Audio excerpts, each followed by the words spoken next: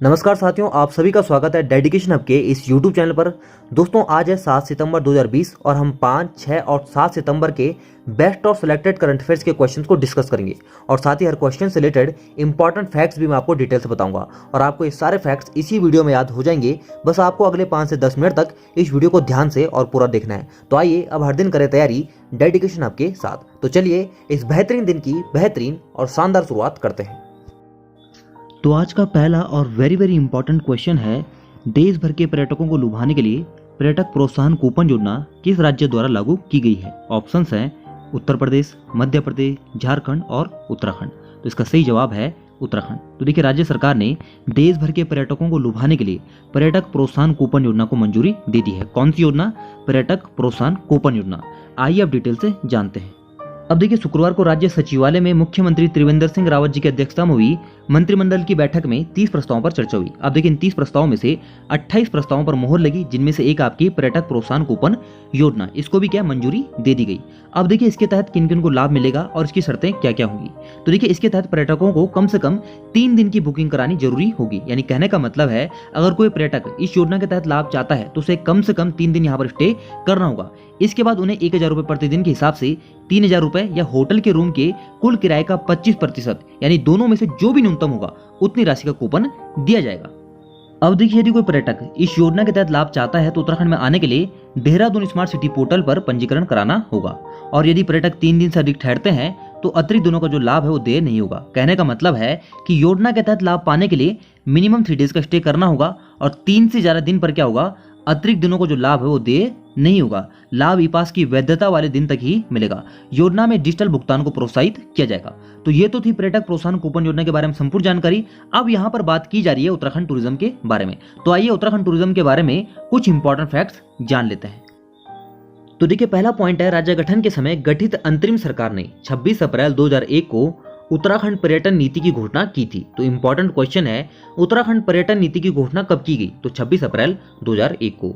स्थानीय लोगों को पर्यटन की गतिविधियों से जोड़ने के लिए तथा रोजगार के अवसर सृजित करने के लिए प्रदेश सरकार द्वारा 1 जून 2002 से वीर चंद्र सिंह गढ़वाली पर्यटन स्वरोजगार योजना आरंभ की गई थी। तो इंपॉर्टेंट क्वेश्चन है, वीर चंद्र सिंह गढ़वाली पर्यटन स्वरोजगार योजना कब शुरू की गई? तो 1 जून 2002 को।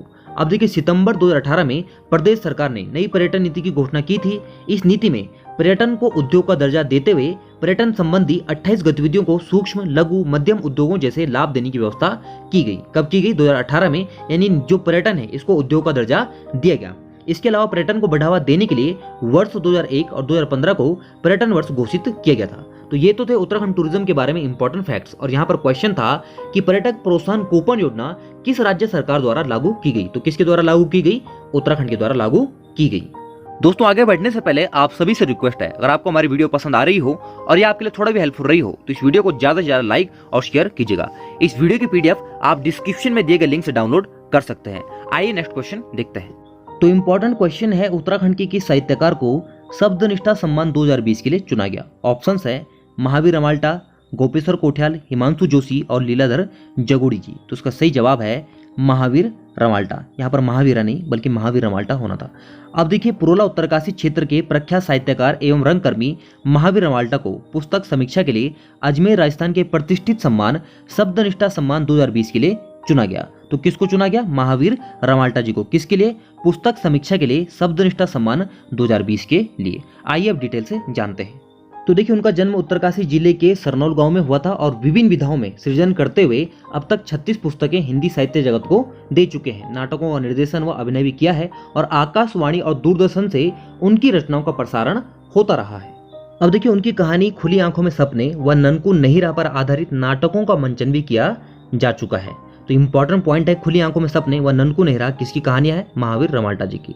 अब देखिए, महावीर रमाल्टा को भी रमाल्टी भाषा के पहले कविता संग्रह गैणी अमार सुइन, क्या नाम है? गैणी अमार सुइन को सामने लाने का श्रेय भी जाता है। और देखिए, शब्दनिष्ठा के संयोजक अखिलेश पलारिया ने बताया कि अखिल भारतीय स्तर पर पुस्तक समीक्षा प्रतियोगिता, कौन सी प्रतियोगिता?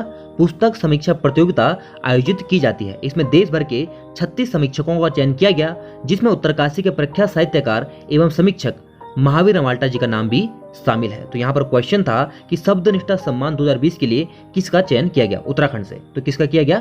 महावीर रमाल्टा जी का चयन किया गया। आइए नेक्स्ट क्वेश्चन देखते हैं। तो आज का आखिरी प्रश्न है, शेष नेत्र झील कहाँ स्थित है? ऑप्शंस है बद्रीनाथ, केदारनाथ, गंगोत्री और यमुनोत्री। तो इसका सही जवाब है बद्रीनाथ। तो देखिए शेष नेत्र झील बद्रीनाथ धाम में नारायण पर्वत की तलहटी में स्थित है। कहाँ पर है? नारायण पर्वत की तलहटी में स्थित है। आइए अब डिटेल से जान लेते हैं। तो देखिए मैंने आपको आजकल पहले ही बताया था कि केदारनाथ धाम के पुनर्निर्माण की तर्ज पर बद्रीनाथ धाम का भी कायापलट होना है। इसमें शेष नेत्र झील का सौंदर्यीकरण भी शामिल है। इस झील का सौंदर्यीकरण भूमि विवाद के कारण शुरू नहीं हो पा रहा है। केंद्र सरकार की महत्वाकांक्षी प्रसाद योजना के तहत झील का सौंदर्यीकरण होना है, लेकिन मौजूदा समय में यह झील पुलिस विभाग के संरक्षण में है और विभाग के पास झील के संरक्षण की कोई योजना नहीं है। किस झील के? शेष नेत्र झील के, जो कहाँ पर आपके बद्रीनाथ में नारायण पर्वत की तलहटी में स्थित है। अब देखिए यहाँ पर बात की जा रही है बद्रीनाथ की, तो आइए इसके बारे में सारे इंपॉर्टेंट फैक्ट्स जान लेते हैं। अब देखिए बद्रीनाथ को विशाल बद्री भी कहा जाता है। यह भारत के 4 धामों में से एक है। यह चमोली जनपद में स्थित है। यहाँ पर भगवान विष्णु की पूजा होती है। बद्रीनाथ अलकनंदा नदी के तट पर स्थित है। बद्रीनाथ को महाभारत और पुराणों में मुक्तिप्रदा, योग सिद्धा, बद्रीवन, बद्रिकाश्रम, विशाला, नर नारायण आश्रम आदि नामों से संबोधित किया गया है। अब देखिए यह जो मंदिर है प्रत्येक वर्ष अप्रैल मई महीने में खुलता है एवं शरद ऋतु में नवंबर के तृतीय सप्ताह के लगभग बंद हो जाता है। बद्रीनाथ मंदिर 3 भागों में बटा है, सिंहद्वार, मंडल और गर्भगृह। मुख्य प्रतिमा खंडित रूप में काले रंग की है, जिसे शंकराचार्य ने नारद कुंड से निकाला था और भगवान बद्रीनाथ के रक्षक देवता क्षेत्रपाल हैं। भगवान बद्रीनाथ की शीतकाल में पूजा जोशीमठ के नरसिंह मंदिर में होती है। इंपॉर्टेंट है, शीतकाल में पूजा कहाँ होती है? जोशीमठ के नरसिंह मंदिर में होती है। अब देखिए इसका जो निर्माण है संभवतः गढ़वाल वंश के प्रारंभिक राजा अजयपाल के शासन में हुआ था, परंतु पूर्ण भव्य बनाने का श्रेय कत्तूरी राजवंश को जाता है और शंकुधारी शैली में बनाया जो मंदिर है 15 मीटर ऊंचा है। अब देखिए यह चमोली में स्थित पंचबद्री में से एक है। पंचबद्री कौन कौन से हैं? बद्रीनाथ, आदि बद्री, भविष्य बद्री, योग ध्यान बद्री और वृद्ध बद्री। पंचकुंड कौन कौन से हैं? तप्त कुंड, नारद कुंड, सत्यपथ कुंड, त्रिकोण कुंड और मानसी कुंड। और पंचशिलाएं कौन कौन सी यहाँ पर? गरुड़ शिला, नाराशिला, मार्कंडेय शिला, नृसिंह शिला, ब्रह्म कपाल शिला। यहाँ पर स्नान के लिए पंचधाराएं कौन कौन सी? कुर्म धारा, प्रहलाद धारा, इंदु धारा, उर्वशी धारा और भृगु धारा। और यहाँ पर गुफाएं कौन कौन सी हैं? स्कंद गुफा, गरुड़ शिला गुफा, राम गुफा, मुचकुंद गुफा, गणेश एवं व्यास गुफाएं। तो ये बद्रीनाथ के बारे में सारी डिटेल थी। और यहाँ पर क्वेश्चन था शेष नेत्र झील कहाँ पर स्थित है? तो कहाँ पर है? बद्रीनाथ में नारायण पर्वत के तलहटी में स्थित है। अब देखिए 5 सितंबर को शिक्षक दिवस था और इससे रिलेटेड इंपॉर्टेंट न्यूज भी देखने को मिली। पहली क्या है? सुधा और डॉक्टर केवलानंद कांडवाल को मिला राष्ट्रपति पुरस्कार। हम पहले भी डिस्कस कर चुके हैं कि उत्तराखंड के किन शिक्षकों को राष्ट्रपति पुरस्कार से सम्मानित किया जाएगा। तो किन किन को किया गया? सुधा पैनोली जी और डॉक्टर केवलानंद कांडवाल। और देखिए इसके अलावा टीचर ऑफ द ईयर, तो डॉक्टर मेंदोला को मिला टीचर ऑफ द ईयर। और इसके अलावा यहाँ पर आप देख सकते हैं किन किन शिक्षकों को टीचर ऑफ द ईयर से सम्मानित किया गया। तो यहाँ पर ये सारी इंपॉर्टेंट न्यूज मैंने आपको पीडीएफ में प्रोवाइड की है, आप लोग इनको डिटेल में पढ़ लीजिएगा। आइए अब कल के क्वेश्चंस के आंसर देख लेते हैं। तो देखिए प्रीवियस सेशन का पहला क्वेश्चन था गर्जिया देवी मंदिर कहाँ स्थित है? तो इसका सही जवाब है नैनीताल। नेक्स्ट था हर ब्लॉक में केंद्रीय विद्यालय बनाने की योजना की शुरुआत किस राज्य से की जाएगी? तो इसका सही जवाब था उत्तराखंड। तो देखिए मोस्टली सभी स्टूडेंट के आंसर सही थे और कुछ स्टूडेंट लगातार जवाब देते रहते हैं। मैं आपसे भी यही कहूंगा कि कमेंट बॉक्स में अपना आंसर लिखना अपनी आदत बना लीजिए, क्योंकि जो हम लिख लेते हैं वो हमें हमेशा के लिए याद रहता है। आइए अब आज के क्वेश्चन देख लेते हैं। तो आज का पहला क्वेश्चन है प्रदेश की पहली ऑर्गेनिक मंडी कहाँ खुलने जा रही है? नेक्स्ट क्वेश्चन है अल्मोड़ा में किस चंद शासक का 424 साल पुराना ताम्रपत्र प्राप्त हुआ है? ऑप्शन आप देख सकते हैं, तो अपना आंसर कमेंट बॉक्स में जरूर दें।